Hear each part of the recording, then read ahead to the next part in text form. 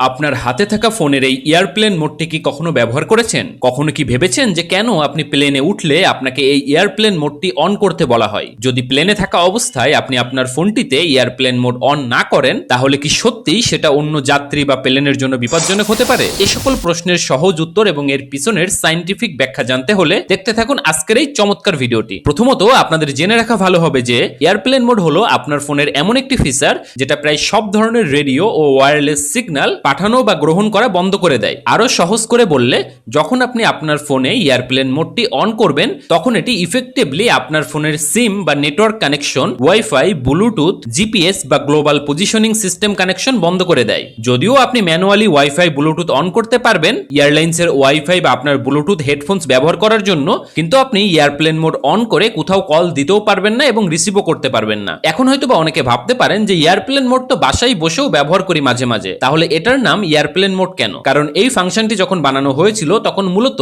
প্লেনে electronics device রাখলে যে সমস্যা হয় সেটা সমাধান করার উদ্দেশ্যেই করা হয়েছিল। তাই সেই অনুসারে এটার নামকরণ করা হয়েছিল এয়ারপ্লেন মোড। কিন্তু যেমনটা বলছিলাম, আপনি চাইলে এটা প্লেনে ছাড়াও অন্য যে কোনো সময় ব্যবহার করতে পারেন। যেমন কোনো গুরুত্বপূর্ণ কাজের সময়ে সাময়িকভাবে কোনো প্রকার কল বা মেসেজ বা ডিস্ট্রাকশন দূর করার জন্য, বা ইমার্জেন্সি অবস্থায় ফোনের চার্জের স্থায়িত্ব কিছুটা বাড়াতেও এটি অনেকে ব্যবহার করে। সো এখন আসুন একটু গভীরে যাওয়া যাক। নরমালি যখন আপনার ফোন অন থাকে এবং এয়ারপ্লেন মোড বন্ধ থাকে, তখন আপনার ফোন নিয়মিত আশেপাশের মোবাইল টাওয়ারের সাথে রেডিও ওয়েভের মাধ্যমে যোগাযোগ করে। এই ওয়েভগুলো ইলেকট্রোম্যাগনেটিক রেডিয়েশন, যা সাধারণত 800 মেগাহার্টজ থেকে 2.6 গিগাহার্টজ ফ্রিকোয়েন্সির মধ্যে হয়। আপনি যদি কোনো কল বা ডাটা ব্যবহার নাও করেন, তারপরও আপনার ফোন কিছু সেকেন্ড পর পর পিং পাঠায় যেন নিকটতম টাওয়ার খুঁজে পায় এবং সবসময় কানেক্টেড থাকতে পারে। অন্যদিকে আপনারা জানেন, একটি নিরাপদ ফ্লাইট পরিচালনার জন্য প্লেনের পাইলট বা পরিচালককে অনেক জায়গায় যোগাযোগ করতে হয় এবং ইমার্জেন্সি সিচুয়েশনে প্লেনে এমন কিছু সিস্টেম থাকে যেটা কন্ট্রোল রুম থেকেও নিয়ন্ত্রণ করা হয়, এবং এই সবকিছুই হয় রেডিও সিগন্যাল ব্যবহার করে। যেমন পাইলট ও এয়ার ট্রাফিক কন্ট্রোলের মধ্যে যোগাযোগ, কিংবা ভিওআর এবং আইএলএস নামক নেভিগেশন সিস্টেম বা রাডার অল্টিমিটার ব্যবহার ইত্যাদি সবকিছুই হয় এই ওয়্যারলেস রেডিও সিগন্যাল ব্যবহার করে। এই সিস্টেমগুলো সাধারণত 118 থেকে 137 মেগাহার্টজ এবং 4.2 থেকে 4.4 গিগাহার্টজ ফ্রিকোয়েন্সিতে কাজ করে। এখন সমস্যা হলো, যদি আপনার ফোনে এয়ারপ্লেন মোড চালু না থাকে,